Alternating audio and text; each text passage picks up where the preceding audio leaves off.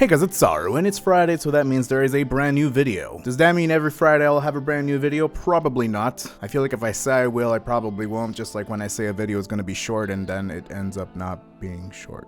But anyways, I have a game that maybe you guys haven't heard of. It is a brand new MMORPG that hopefully is coming out later this year. And the cool thing is that everybody will be able to play it, basically absolutely anybody from anywhere. Unless you don't have the internet, then you probably won't. But anyways, we're going to talk about it real quick and see what it's all about. And hopefully this interests you. And if it doesn't, then I don't know, let me know, I guess, in the comments. And I'll reply probably. So, let's get right into it.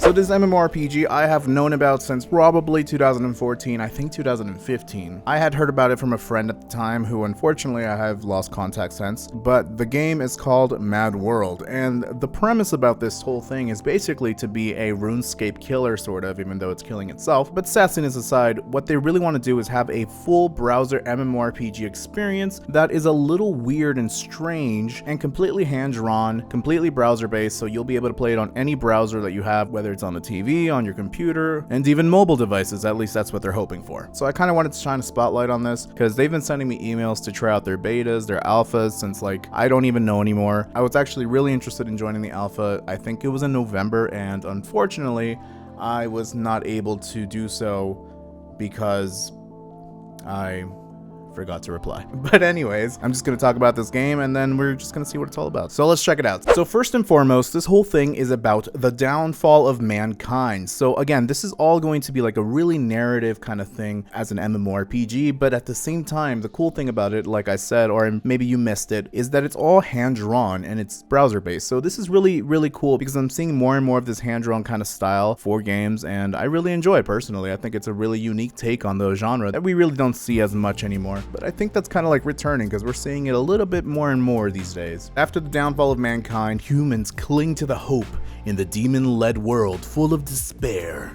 That's Mad World, which should not be confused for the song Mad World, even though I really like that song. So the idea is that it's a grim fairy tale that pops to life in the background. Everything's hand-drawn, like I said. It's a 2D world, but it's more like 2.5. It's kind of like MapleStory, sort of, in a way, but not necessarily. So there's going to be a bunch of lore, a lot of characters and monsters. And so story-wise, that's pretty much all you really need to know. Is the world has pretty much died. Civilization is pretty much extinct. So for the classes, which everybody's probably going to be wondering about, how does this work? It's a little bit of action combat with tab targeting. So it's a little hybrid. So combat wise, you can move as you're attacking and you don't have to necessarily be targeting something, but there is a target lock-on feature that's going to make it easier for you to, hit something. But yeah, in terms of movement, it's more fluid, so you can move while you're attacking, unlike some of the combat footage that I've seen in Throne Liberty where you just stand there and enjoy the scene while you're attacking, I guess. But no, this is mostly movement while attacking. This is kind of the thing that they're going for, and you can switch your classes on the fly, so it's not necessarily something that you're stuck with a class and that's it, which is something that we're seeing more and more often now, where people can just switch their classes or they can choose another weapon or something like that. So with this, it's a little different. So you have your character and there are 6 weapon types such as a sword, bow, and staff that you can discover, and each one can give you a different combat style that you can kind of adjust to yourself. You can freely change it up as you want even during combat, so it'll allow you to create some strategic action and use some skills that will only open up on a particular weapon. So let's say the sword has a specific skill, you can use that, and if you switch over to a staff, then that will open up the staff skills as well. In terms of leveling up and experience and stuff like that, it's basically just around, I guess you can say, grinding or doing dungeons, doing raids, or fighting monsters, because there's different ways to earn experience. So you're not just limited to, let's say, doing a dungeon, doing a raid, or you need to go grind out monsters like in Black Desert. There are different ways that you can go about it to get experience, so you can do the same thing that everybody else can. But if you just kind of want to play the game a completely different style than everybody else, then you can. But the cool thing is the mastery system, which, let's say somebody had like stats like, I don't know, accuracy or whatever, and you can kind of put it on that, right? Or wisdom, just as examples. So this kind of goes into that traditional sense that you can choose where you want to put your stats. It's up to your preference, so it's not stuck in its ways. You can invest the points, which are called growth points apparently, into whatever stat you want. So if you want to be, for some strange reason, a healer that's 100% tanky and has absolutely no magic points, then I guess you can. I won't necessarily play with you, but that's a thing. Maybe I will play with you.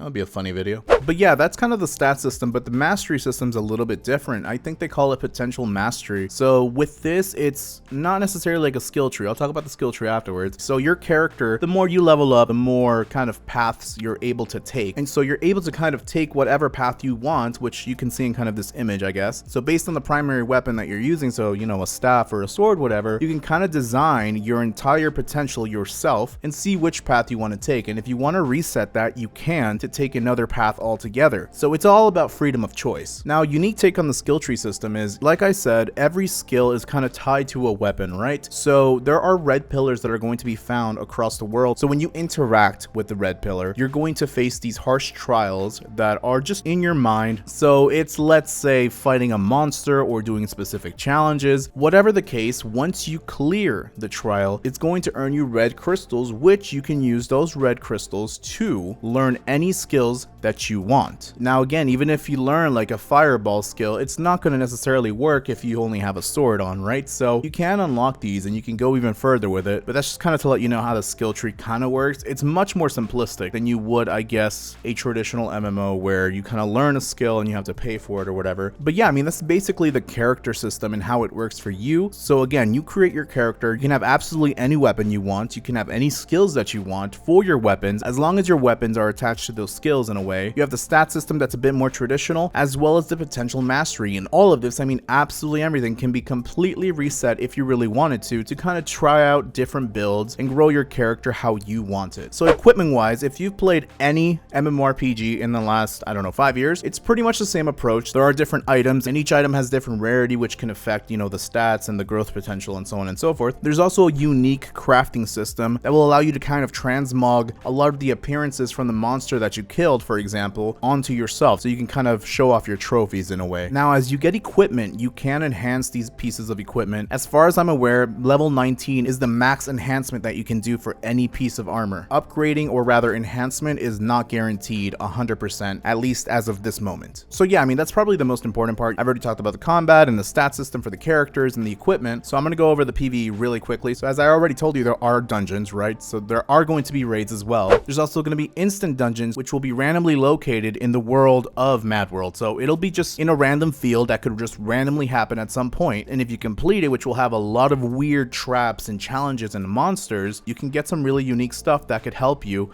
throughout the game. And on that note, you also have elite or field bosses, which will be around the world that you can fight with other players and grab random rare items or loot. And finally, an ancient boss that's going to be kind of under the influence of the solar eclipse in the game. It's just sporadically that happens, and it will randomly appear. It's going to be something that requires a lot of coordination and a lot of players, and by eliminating this boss, you will get extremely rare rewards. So there's that. On the more social side of things, you have something called the Adventure Chronicle, which is sort of like a log system or a codex, which every time you meet new NPCs, new monsters, new, I don't know, anything, even equipment and bosses, it will basically pass on the information about that in a lore sense, I guess you can say, into that specific codex or book. And more into the social stuff, you have companion pets that you can kind of grow and will help you with combat and stuff like that. Although again, a lot of this can change by the time the game does release. Now, this is not really social, but I guess it really does help in terms of the economy. And again, remember when I said that you can earn experience however you want, this kind of works with that. You can go mining or collecting, which can provide you XP. You can do cooking, which by mastering it, every single piece of food that you kind of master in cooking will provide even more better unique effects. So a lot of the footage you've been seeing on the background, that's been something that's already been done in the alpha or the beta. And I did say at the beginning of this video, sort of, that this is going to be playable on PC browsers only. So this whole game is created in HTML5 and it's an MMORPG and it's going to be multi-platform as long as the platform has a browser. So currently, for the time being, it's only going to be PC browser only, as well as upcoming things such as like on your phone or your iPad. But there's been discussions that if it all goes well, they kind of want to go into consoles and do a true multi-platform game because this is something that they're aiming for. So yeah, guys, I mean, what do you guys think about this game? It's called Mad World, and if you're really interested about it, go to madworldmmo.com. Again, this has been in development for a few years, but as far as I'm aware, they're kind of getting closer and closer to release. Every email that I've been receiving from them, they're kind of indicating that 2023 might just be their year that they release, at least in early access or something. And right now you can sign up if you really want to for their beta. That's it. I mean, if you're really interested, let me know in the comments below. I definitely want to try it out. I do regret that I wasn't able to give it a try in November, I think it was, but I hope with the next test when it comes out that I will be able to try it out and give it a good proper review. All right, guys, thanks for watching.